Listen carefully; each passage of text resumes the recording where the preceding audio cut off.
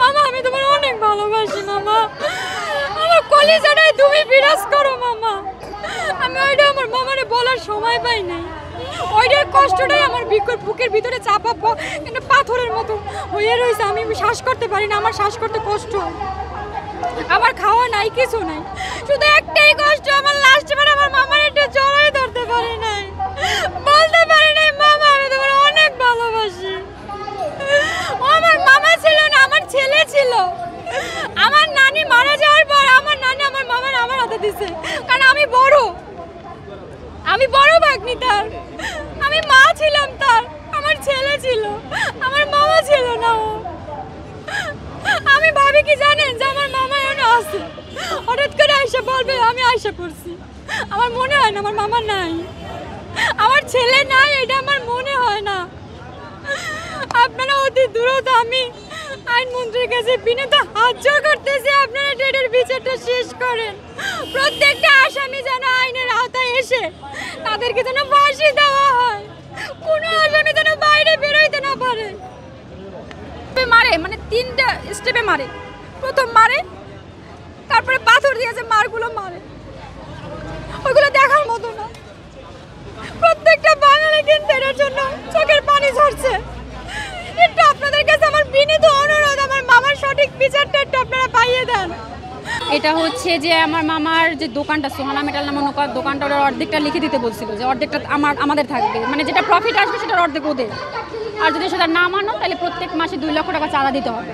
এইটা কিন্তু অনেকটা হাইট হয়েছে, আপনারা যে সিসিটিভি ফুটেজ আছে ওইটা চেক করলেই দেখতে পারবেন যে সারার হোসেন টিটু তার দলবল নিয়ে কিন্তু আমার মামার অফিসে ঢোকার পরে কিন্তু চাঁদা দাবি করে। এটা কিন্তু মিথ্যা না, অনেকে কিন্তু বলতেছে যে এটা চাঁদার বিষয় নাই, চাঁদার বিষয়ই নাকি নাই, তাহলে যদি সিসিটিভি ফুটেজগুলো কি মিথ্যা?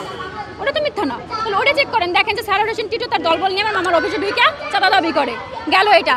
তারপরে হচ্ছে আমার মামাকে মারার 2 দিন আগে কিন্তু তার যে তার গোডাউনে তালা দেওয়া হয়, সারার হোসেন টিটু নিজে তালা মারে, সাদা পাঞ্জাবি পরা ছিল উনি ওই সময়।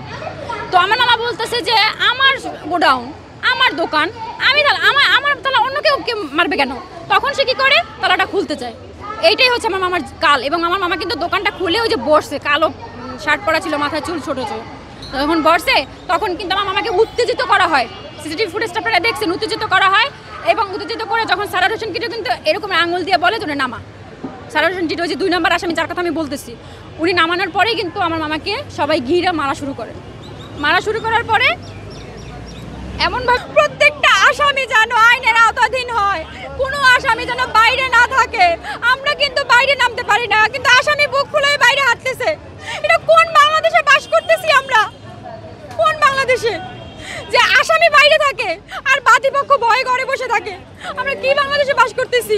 আর কয়দিন পর দেখবেন কি যে আসামি পক্ষ আমাদেরই নাই করে দিছে, তখন আবার আমাদেরই আপনাদের নিউজ করতে হবে, এই কথাটা লিখে রাখেন। এখানে কি কোনো দলের সংযোগ আছে মনে করেন? না, ওইটা আমি বলতে পারবো না, আমি জানি না। কারা আপনাদের হুমকি ধমকি দিচ্ছে? আমি বললাম না যে ওরা হুমকি পর্যন্ত যাবে না, ওরা যে বেজাবে প্রকাশ্যে মারছে, ওদের যথেষ্ট কলিজা আছে, ওরা হুমকি পর্যন্ত যাবে না। আপনারা এটা ভুল ধারণা যে হুমকি পর্যন্ত ওয়েট করবে, ওরা হুমকিতে যাবে, ওরা অ্যাকশনে যাবে, ওরা কিন্তু হুমকি পর্যন্ত অপেক্ষা করবে না। এটা ভুল ধারণা আপনাদের। এই জন্য আমরা চাচ্ছি 2 নম্বর আসামি সারার হোসেন টিটুকে অতি দ্রুত গ্রেপ্তার করা হোক, চিরুনি তল্লাশি দিয়া। আইনমন্ত্রী কিন্তু এই চিরুনি তল্লাশি জারি করছে, ওইটা কিন্তু অব্যাহত থাকুক, মানে ওইটা চলমান থাকুক, এটা যেন অব্যাহত না হয়, চলমান থাকুক, এবং চিরুনি তল্লাশি দিয়া সারার হোসেন টিটুকে গ্রেপ্তার করা হোক। তো তার যে ছেলে মেয়ে, আমি তো আমার ফ্যামিলিতে লেখাপড়া করতেছি, আমি বিসিএস দিব, তো আমার ভাই বোনদের বলছে যে তোর মতো করিস, আমি যদি না থাকি তাহলে তোর মতো করে ওরে মানুষ করিস, এটা বলছে। আর আমি হচ্ছে আমার মামার বড় ভাগ্নে, আমার মামা যদি টয়লেট, মানে যেটা সত্যি কথা, টয়লেটে গেলে আমার বলতাম আমি যে মামা তুমি নিয়ে যাও আমার সাথে, তোমার সাথে আমার নিয়ে যাও, বলছে আমি মরে যাবো, তখনও তুই আমার সাথে যাবি? মামা যাবো, কারণ আমি ছোট, আমার মামা আমার হাতে করে মানুষ করছে।